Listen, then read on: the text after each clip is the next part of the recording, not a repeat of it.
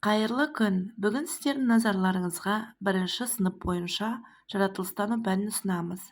Сабақтың тақырыбы ғарыш дегеніміз не? Сабақта сен нені игересің? Ғарыш дегеніміз не екенін түсінесің. Астрономия нені зерттейтіндігін білетін боламыз. Жалпы ғарыш дегеніміз не?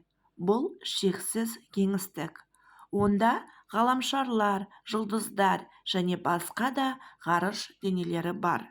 Ғарыш денелеріне ғаламшарлар, жер серіктері, жұлдыздар, кометалар, астероидтар жатады. Жалпы аспан денелері астероидтар газ бен тозаңнан тұрады, ал кометалар құйрықты жұлдыз мұз бен будан тұрады. Ал енді астрономия аспан денелерін, олардың құрылысын, қозғалысын зерттейтін ғылым. Астрономия сөзі гректің астрон жұлдыз, номос заң деген екі сөзінен шыққан.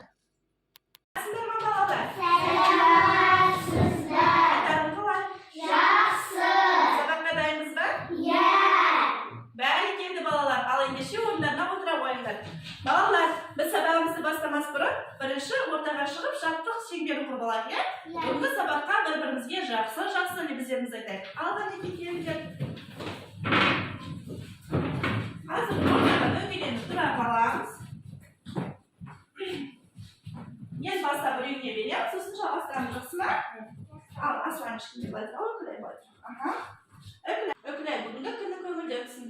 Рахмет. Алихан, бүгінгі күн сәтті өтсін. Балнар, сабағыңды жақсы оқы. Рахмет. Дельнар, бүгінгі күнің көңілді өтсін. Елая, бүгін беске оқы. Рахмет.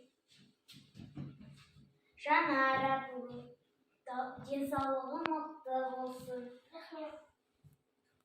Аслан, сабағыңды жақсы оқы. Рахмет. Жақсы балалар, бүгінгі күндеріңіз барлығыңызға көңілді өтсін, иә? Сабаққа дайынбыз ба? Бастаймыз ба? Ал балалар, енді қазір біз тақырыпқа байланысты тапсырмалар орындаймыз, иә? Бүгінгі біздің тақырыбымыз ғарыш тақырыбы болғандықтан, мен сендерге фабрика кроссворд, яғни сөз жұмбақтар құрастырып алып келдім. Сендер осы цифрлық бағдарлама арқылы құрастырылған сөз жұмбақтарға жауап бересіңдер, иә? Сендерге ыңғайлы болу үшін мен әрқайсыңа жеке қағазға шығарып алып келдім осы сөз жұмбақты. Қазір бұл сөз жұмбақты, бұл бағдарламаның ерекшелігі, қазір мен өзім анда компьютерден сендерге бір тор көздерін көрсетемін. Сол кезде ол сөз жұмбақтың сұрағы шығады. Сұрағы шыққаннан кейін сендер соны өздерінде жауабын белгілейсіңдер, жақсы ма? Кімде неше дұрыс жауап болады, сол балаларға мен осындай жұлдызшалар беріп отырамын. Ал сабақтың соңында ең көп жұлдызша жинаған оқушы ең жоғары балл алады. Келістік па? Ал ендеше балалар, сөз жұмбақтарымызды шешіп көрейік. Міне, мен көрсетіп тұрған сарымен белген тұрға барлықтарға көрініп тұр ма? Аха. Батырманы сол жерге апарған кезде бізде ол жер сары түспен белгіленіп шығады. Және сұрағы мінде тұр. Жұлдыздар жүйесі қалай аталады? Барлықтарымыз оны анда жазамыз. Қалай бізде аталады? Жазыңдар.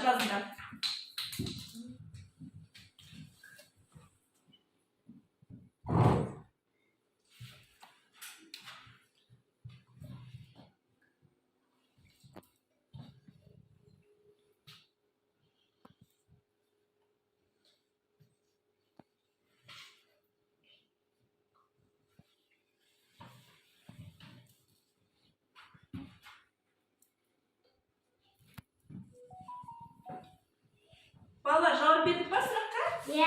Жақсы, ендеше келесін шешіп көрейік. Келесі, бізде уже келесі басқа жерде көрсетілді, сары түспен. Екінші болып ғарышқа ұшқан ғарышкер кім? Айта ғой.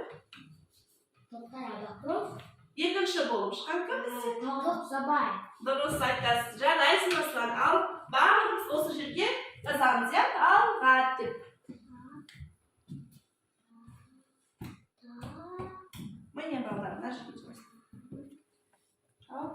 Талған.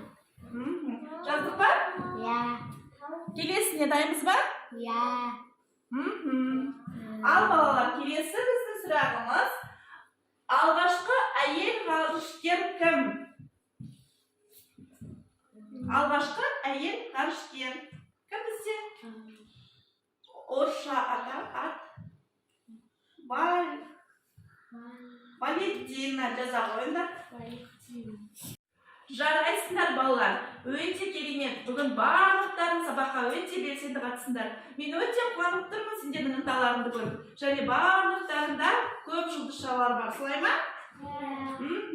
Жақсы. Демек, барлықтарың ең жоғарғы балдар баласыңдар, иә? Ал енді бүгінгі сабағымызды қорытындылап алайық. Қорытындылау үшін сіздермен кері байланыс жасағым келіп тұр. Қазір кері байланысты біз сіздермен ашық микрофон әдісі арқылы жасаймыз. Қазір мен сендерге сұрақ қойғанда сендер микрофонға жауап бересіңдер. Келістік па? Я. Ал кеттік ендеше. Балнар, бүгінгі сабақ сенің есіңде неме қалды? Менің есімде Қазақстанда ғарыш айлағы бар екенін білдім. Бәрекелді.